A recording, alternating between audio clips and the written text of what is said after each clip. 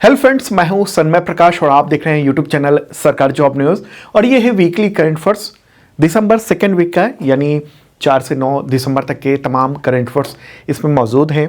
और हम लोग एक एक करके फटाफट कंटेंट लेंगे, बताएंगे आपको एमसीक्यू के जरिए। ओके, डिटेल में हम लोग डेली के वीडियो में बताते हैं, यहाँ संक्षेप में बताएंगे। तो शुरू करते हैं दोस्तों। और हाँ, जनवरी से लेकर नवंबर तक का मैराथन वीडियो अवेलेबल है। अगर आपने नहीं देखा है तो देखिएगा ज़रूर। इस वीडियो के डिस्क्रिप्शन में आपको उसका लिंक मिल जाएगा और इसका पीडीएफ भी मिल सकता है वीडियो के साथ। उसके लिए मेंबरशिप लेना होता है।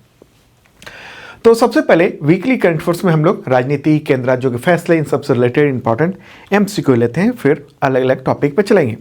तो क्वेश्चन होगा, तेलंगाना के नए मुख्यमंत्री कौन बने हैं? किसने शपथ ली है? आंसर होगा अनुमुला रेवंत रेड्डी। क्या नाम है? अनुमुला रेवंत रेड्डी।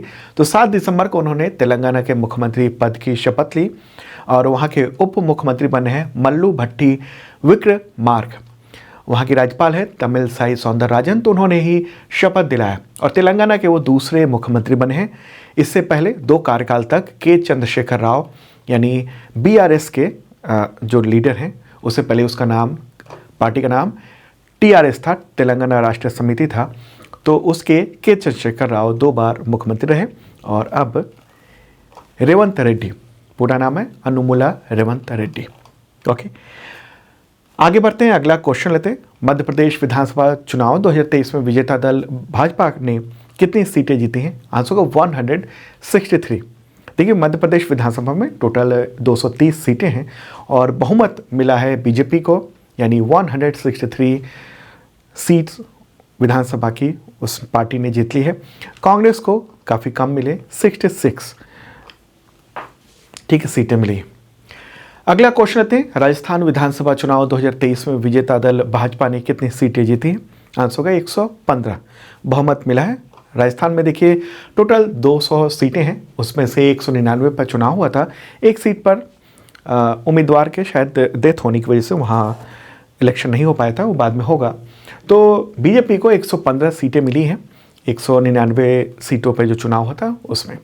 ओके, और कांग्रेस को 70 सीटें मिली हैं। अगला क्वेश्चन लेते हैं, छत्तीसगढ़ विधानसभा चुनाव 2023 में विजेता दल भाजपा ने कितनी सीटें जीती हैं?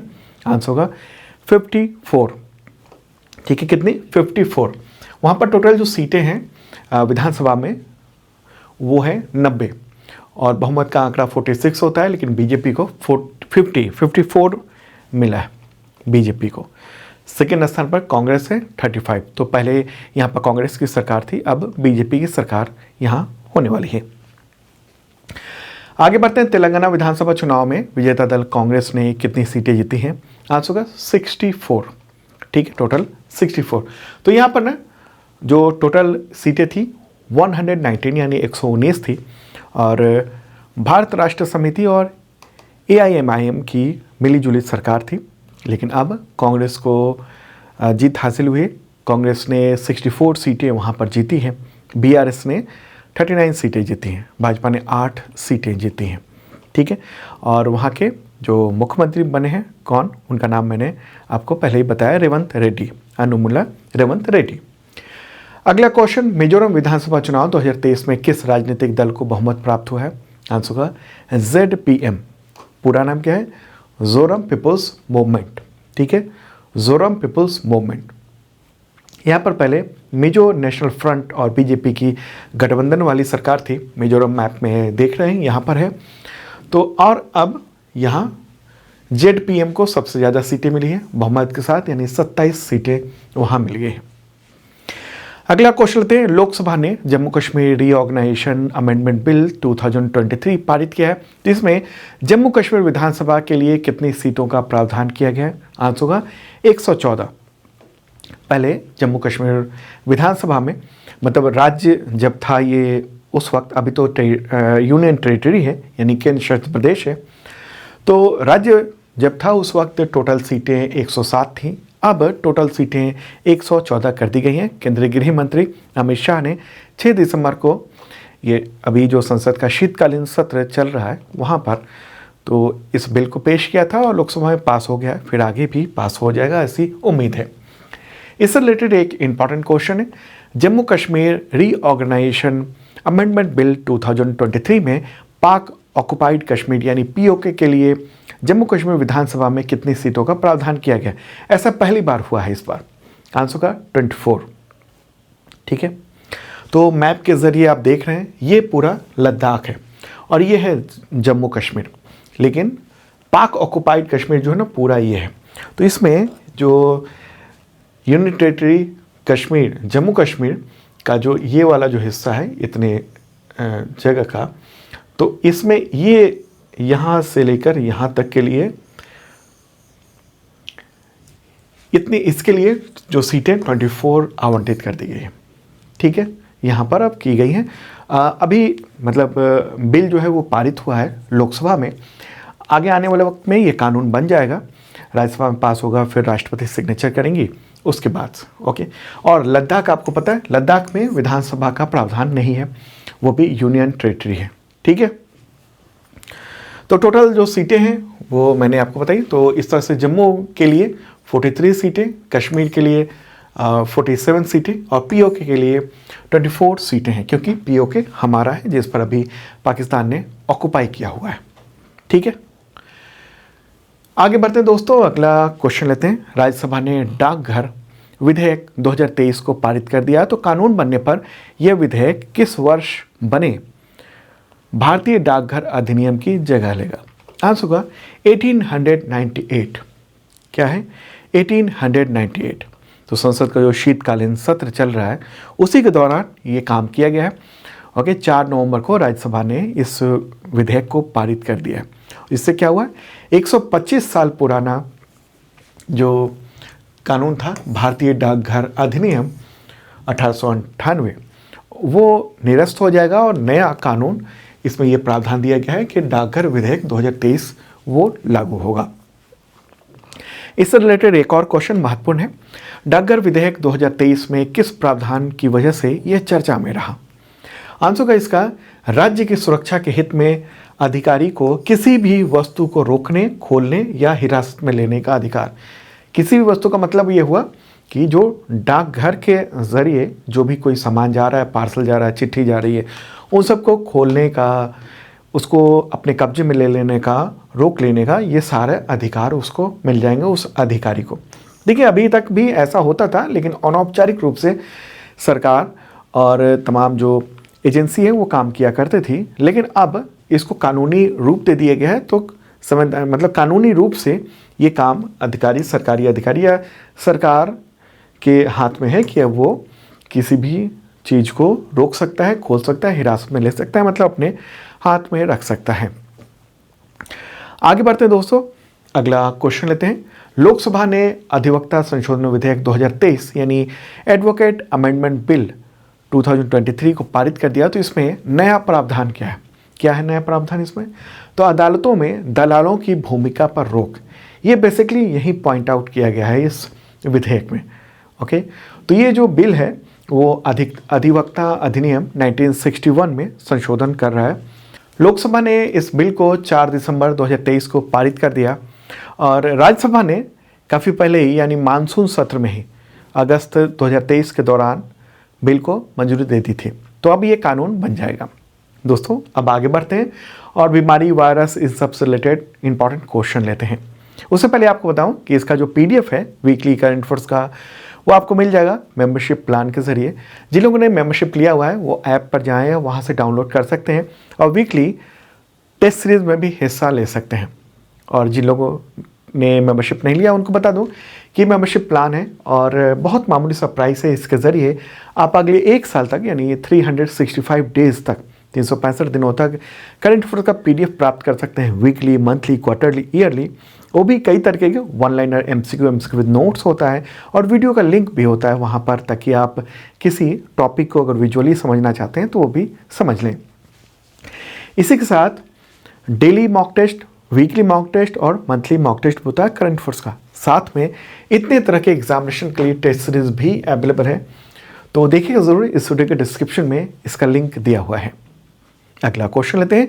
WHO की विश्व मलेरिया रिपोर्ट 2023 के अनुसार भारत में वर्ष 2022 में मलेरिया के कितने मामले पाए गए, यानी पिछले साल कितने मामले पाए गए थे? आंसर का 33,89,000 यानी 33,89,000 दी वर्ल्ड मलेरिया रिपोर्ट ये आई है। और सबसे ज़्यादा मरीजों के मामले में भारत का स्थान 21वां है। ये रिपोर्ट WHO ने हाल ही में जारी की है। ठीक है, तो चलिए अब आगे बढ़ते हैं, अगला क्वेश्चन लेते हैं। विश्व मलेरिया रिपोर्ट 2023 के अनुसार वर्ष 2022 में WHO के दक्षिण पूर्व एशिया क्षेत्र में कितने प्रतिशत मामले भारत से थे? आंसर का 66%। ठीक है, तो दक्षिण पूर्व एशिया क्षेत्र की ये बात हो रही है। ओके, तो ये सब कुछ आंकड़े भी आप देख रहे हैं। आगे बढ़ते हैं दोस्तों, अब डिफेंस रिलेटेड इंपॉर्टेंट क्वेश्चन लेते हैं और पसंद आ रहा हो तो लाइक बटन दबा सकते हैं आप। क्वेश्चन होगा अगला, किस कंपनी द्वारा निर्मित सर्वपोत लार्ज INS संध्यायक उसको इंडियन नेवी को सौंप दिया गया है? आंसर होगा GRSE यानी garden rich ship builders and engineers. तो बात कर लेते हैं इंडियन नेवी चीफ की। कौन है इंडियन नेवी चीफ? आंसर होगा एडमिरल R हरि कुमार। अब स्पोर्ट्स से रिलेटेड इंपॉर्टेंट क्वेश्चन लेते हैं। भारत की 84वीं ग्रैंड मास्टर कौन बनी है? आंसर होगा R वैशाली।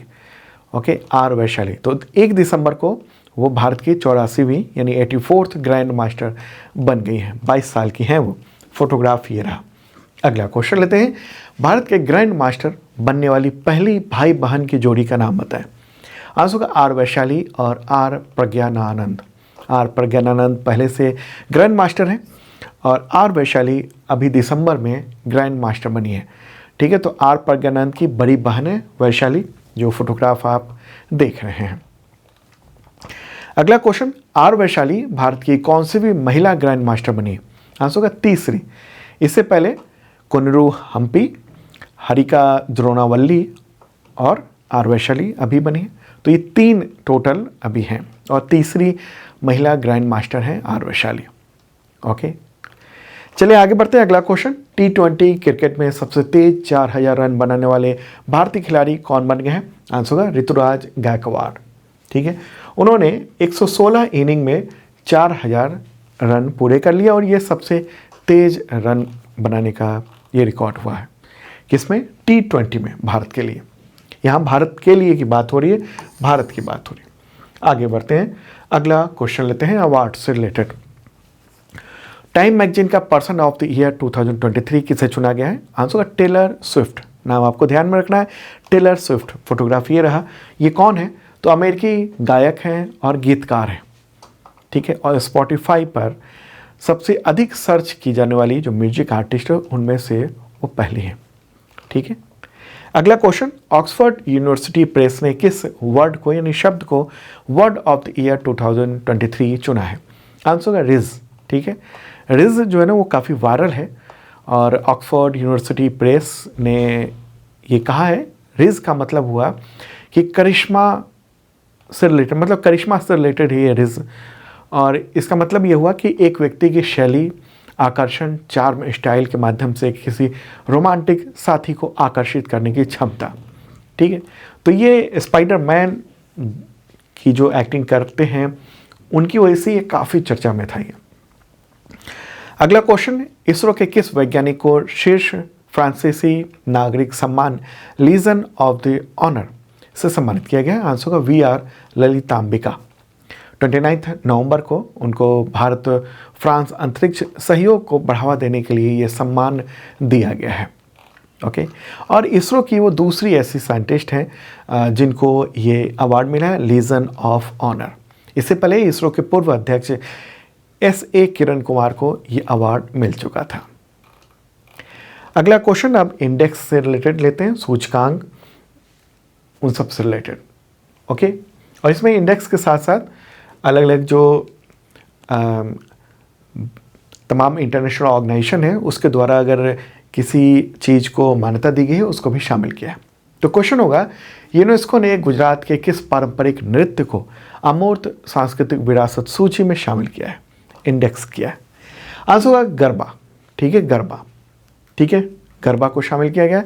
6 दिसंबर को ये यूनेस्को ने ये ऐलान किया है, अमूर्त सांस्कृतिक विरासत। उसमें शामिल कर लिया है और ये भारत का 15वां सांस्कृतिक विरासत है। अगर हम बात करेंगे कि टोटल कितने हैं, कौन कौन से हैं, 15 हैं, तो एक एक करके सबको देख लेते हैं।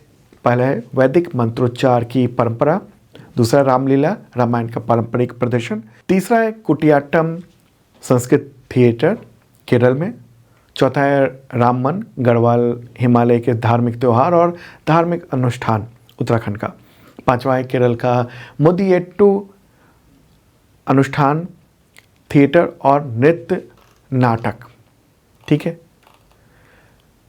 अगला है राजस्थान के कालबेलिया लोक नृत्य, सातवां है छऊ नृत्य, आठवां है लद्दाख का पौध जप, नौवां है मणिपुर का संकीर्तन, 10वां है पंजाब के ठठेरों द्वारा बनाए जाने वाले पीतल और तांबे के बर्तन, 11वां है योग, 12वां है नवरोज़, 13वां है कुंभ, 14वां है कोलकाता का दुर्गा पूजा और 15वां हो गया गुजरात का गरबा नृत्य।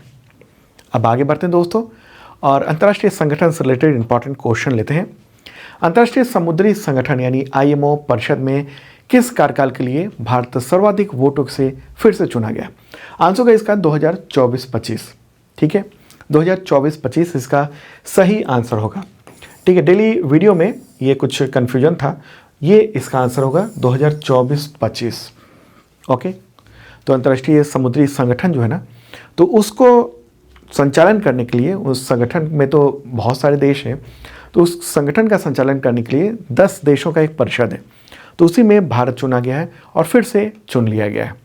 ठीक है, और कहाँ पर ये इलेक्शन हुआ था? तो ये लंदन में हुआ था, यूनाइटेड किंगडम में, वहीं पर मुख्यालय है इसका। अब आगे बढ़ते हैं और पर्यावरण से रिलेटेड कुछ क्वेश्चन लेते हैं। COP28 समिट में कमजोर देशों को जलवायु परिवर्तन के प्रभाव से निपटने में मदद करने के लिए किस फंड को मंजूरी दी गई है? आंसर का लॉस एंड डैमेज फंड। ये इंपॉर्टेंट है आपके एग्जामिनेशन के लिए। इस फंड की घोषणा वैसे तो मिस्र के शर्म अल शेख, जो COP27 हुआ था मिस्र में, तो वहाँ की गई थी, लेकिन अभी दुबई में इसको कंफर्म कर दिया गया है और इसका ऐलान कर मंजूरी दे दी गई है। अभी जो दिसंबर में ये COP28 जो समिट हो रहा है दुबई में, वहाँ पर लॉस एंड डैमेज जो फंड है वो क्या है? तो ये जलवायु परिवर्तन के व्यापक प्रभावों का सामना करने वाले देशों के बचाव पुनर्वास सुनिश्चित करने के लिए ग्लोबल फाइनेंशियल पैकेज है। मतलब ये हुआ कि जो ग्लोबल वार्मिंग हो रही है उसकी वजह से जलवायु परिवर्तन हो रहा है, तमाम नुकसान हो रहे हैं बहुत सारे देशों को, तो जो ऐसे देश जो ग्लोबल वार्मिंग जिनकी वजह से हो रहा है ज़्यादा, जिनके कार्बन एमिशन की वजह से, तो वो डैमेज का हर्जाना दे रहे हैं दूसरे देशों के लिए, तो एक फंड बनाया गया है। ये इंपॉर्टेंट बात। आगे बढ़ते हैं, अगला क्वेश्चन। रेल मंत्रालय ने हाथियों को बचाने के लिए किस प्रणाली को पेश किया? आंसर होगा गजराज सुरक्षा कवच। ठीक है, होता ये है कि रेल पटरियां हैं, वो अब हाथी वहाँ से गुजर रहा हो और अचानक ट्रेन आ गई तो उससे डेथ हो जाती है हाथियों की, और बड़ी संख्या है कि हाथियों की डेथ हुई है पिछले कई सालों में। तो इसलिए ये इसमें क्या है, इस प्रणाली में आर्टिफिशियल इंटेलिजेंस का इस्तेमाल किया गया है और इसमें ये होगा कि हाथी, क्योंकि वो बहुत वजनदार एक जानवर है, तो हाथी जैसे ही अगर रेल के पटरी के करीब आता है, कुछ मीटर करीब आता है, तो उसके कंपन से मैसेज पहुंच जाएगा स्टेशन मास्टर को और वो ट्रेन को रोकने का सिग्नल दे सकता है। तो रेलवे के मुताबिक पिछले 10 साल में 200 हाथियों की जान चली गई रेल हादसों में। अगला क्वेश्चन लेते हैं। किस समुद्र से बने तूफान मिचोंग ने दक्षिण भारत में काफ़ी नुकसान किया? मतलब किस समुद्र में ये बना था? आंसर होगा बंगाल की खाड़ी। मिचोंग नाम किसने दिया? तो म्यांमार ने दिया था। तो बंगाल की खाड़ी से 2 दिसंबर को ये साइक्लोन उठा मिचोंग और 6 दिसंबर तक ये आंध्र प्रदेश के तट से यहाँ टकरा गया। ठीक है, और काफ़ी नुकसान हुआ है। वहाँ के जो तमाम शहर है, गांव हैं, उन सब में पानी भर गया और 17 से ज़्यादा लोगों की मौत हुई है। नुकसान तो बहुत ज़्यादा हुआ है, आर्थिक नुकसान, और कई राज्यों में इसका असर हुआ, जैसे आंध्र प्रदेश, तमिलनाडु, उड़ीसा, पुदुचेरी, तेलंगाना, झारखंड, छत्तीसगढ़, उस सहित 10 राज्यों में। अगला क्वेश्चन। किस देश का अनाक क्राकाटुआ ज्वालामुखी नवंबर 2023 में फट गया है? आंसर होगा इंडोनेशिया।